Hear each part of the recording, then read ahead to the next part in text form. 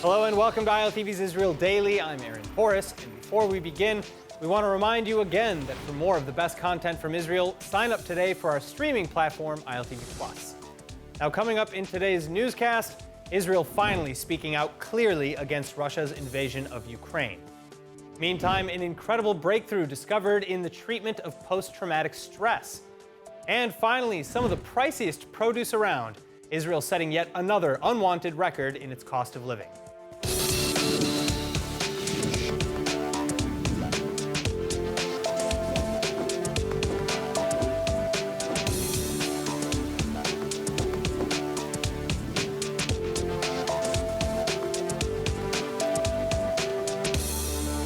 To begin tonight, fresh Israeli airstrikes reported in Syria early Wednesday.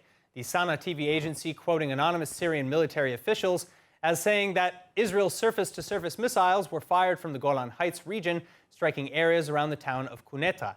Israel reportedly switching to surface-to-surface missiles for such missions as opposed to airstrikes in an apparent bid to avoid embarrassing Russian defense systems, which are operational in Syrian territory. And material damages to the Syrian Finance Ministry building recounted overnight, as well as to an observation post, but no casualties reported. Further, this is less than a week after similar strikes attributed to Israel, hitting just south of the Syrian capital of Damascus. Hundreds of strikes in Syria attributed to Israel, though, over the past few years as well, and Israel has acknowledged in the past that it has regularly targeted Iranian and Iran-affiliated forces in Syria, Iraq, and Lebanon. But Israel, as per policy, not commenting on the attack.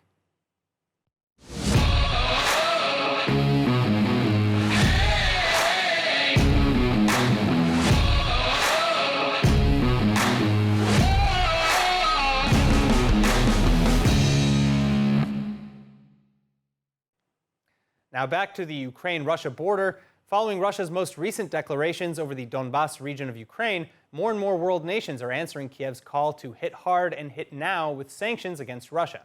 But Israel still somewhat appearing to be dragging its feet. ILTV's Marnie Shamroth reporting. Ukraine's parliament on Wednesday passing sanctions measures against several hundred Russian lawmakers and calling on Western allies to follow suit as soon as possible. This as Russia continuing its escalations along the Ukrainian border undeterred in its preamble to a Western invasion.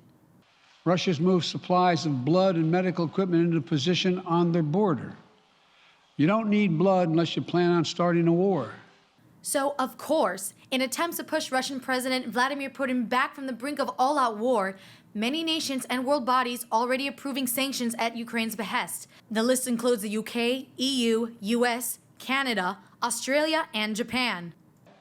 That means we've cut off Russia's government from Western financing. It can no longer raise money from the West and cannot trade in its new debt on our markets or European markets either. Starting tomorrow and continuing in the days ahead, we'll also impose sanctions on Russia's elites and their family members. They share in the corrupt gains of the Kremlin policies and should share in the pain as well.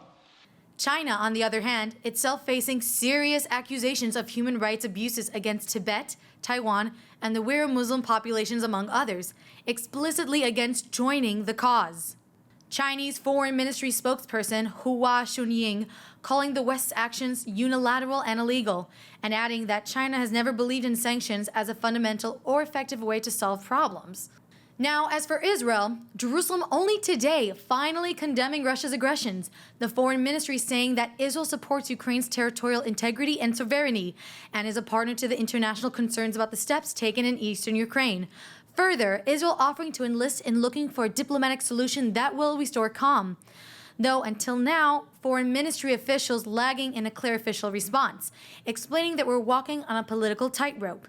Israeli authorities alleging that they're trying to form statements that would satisfy Israel's conscience and values, but wouldn't undermine military coordination with Russia in Syria.